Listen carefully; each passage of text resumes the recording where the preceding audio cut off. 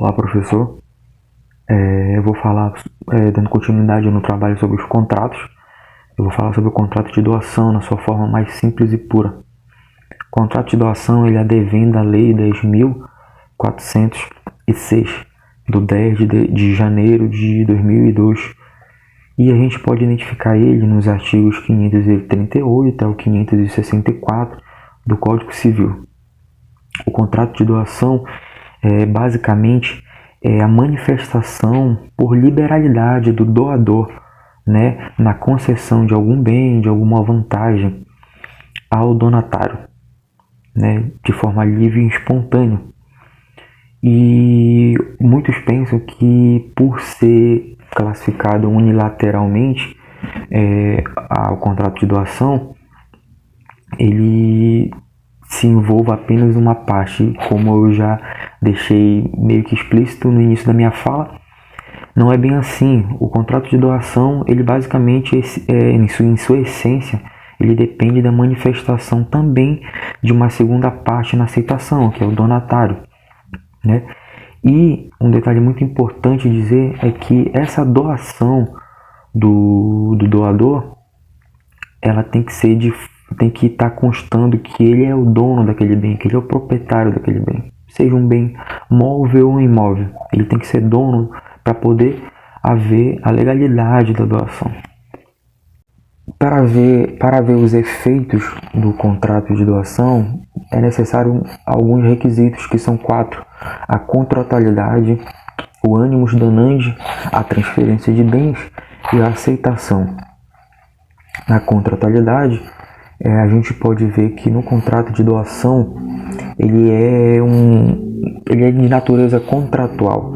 O que isso quer dizer? No contrato de doação tem que haver a transferência de bens, né?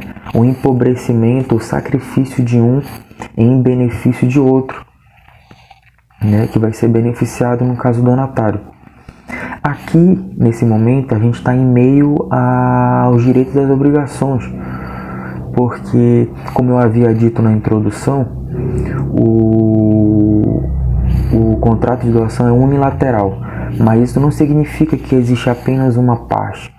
Isso significa que ele causa efeitos de obrigação apenas para uma das partes. Um detalhe importante a ser dito é que o contrato de doação, para ele ter os seus efeitos resguardados, ele tem que ser escrito, né? Não havendo necessidade de ser registrado. O fato de ser registrado é somente em casos de bem imóvel, né? Que tem que ver o registro público para ver a concessão da doação. Um fato interessante também é que o contrato de doação ele é gratuito. Bom, e o segundo requisito é o animus donandi. O que é o animus donandi? O animus donandi nada mais é do que a intenção do doador.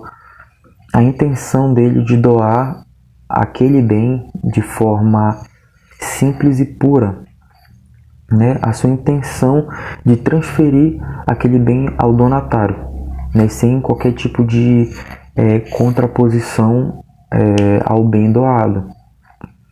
O outro fator é a transferência de bens. A transferência de bens, na sua própria essência, já diz, é o repasse daquele bem, é a conclusão, é a tradição, né? Cumprida a tradição, se firmou o contrato de doação no repasse daquele bem.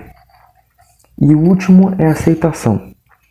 Para muitos podem pensar que a aceitação é uma forma simples, né, que não devia existir, mas ela é essencial, até porque o que foi dito na introdução, que tem que haver a manifestação da outra parte na aceitação do bem. Por que isso? Porque em muitos casos o bem ele não é simplesmente algo que venha trazer só benefício ao donatário. Muitas vezes esse bem pode vir com riscos, esse bem pode vir com prejuízos. No caso, um carro pode vir com excesso de multas, né? Uma casa, um bem imóvel pode vir cheia de dívidas. Enfim, então o donatário tem essa abertura de aceitação, se aceita ou não o bem doado. Vale a pena também ser dito que a aceitação ela se subdivide em forma expressa, que o nome já diz, tem que estar expressamente à vontade do donatário. Ela se divide também em tácita, que ela pode não dizer por escrito por extenso a sua intenção, mas com uma assinatura no contrato ela já informa a sua aceitação. Ela pode estar de forma presumida. A forma presumida a gente pode ver nos artigos 539 e 546, que a forma presumida ela imprime a questão que a pessoa não fez nem de forma expressa, nem tácita, né? Nem disse que aceitaria aquela coisa, mas ele pode estar usufruindo daquele bem. Uma moto, um carro, ele pode estar usando aquele bem. Isso se presume que ele aceitou o bem. E de forma ficta. Forma ficta se enquadra muito na questão da doação simples e pura a um incapaz, né?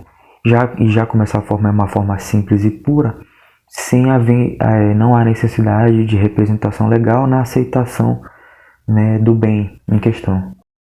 Bom, em relação ao objeto, a coisa do contrato, a coisa do contrato pode ser qualquer coisa que pode ser vendida. Tudo que pode ser vendido pode ser doado. O bem pode ser móvel, pode ser imóvel, pode ser disponível naturalmente, tem que ser legal, não pode estar de forma onerosa, né? Não pode ser um bem público, certo? E basicamente o bem tem essas características que eu disse. E basicamente esse é o contrato puro e simples de um contrato de doação. Os contratos de doações ainda se dividem em espécies e cada uma com a sua forma, né, e os seus efeitos, um diferente do outro, totalizando um caso de 15 tipos de contratos de doação.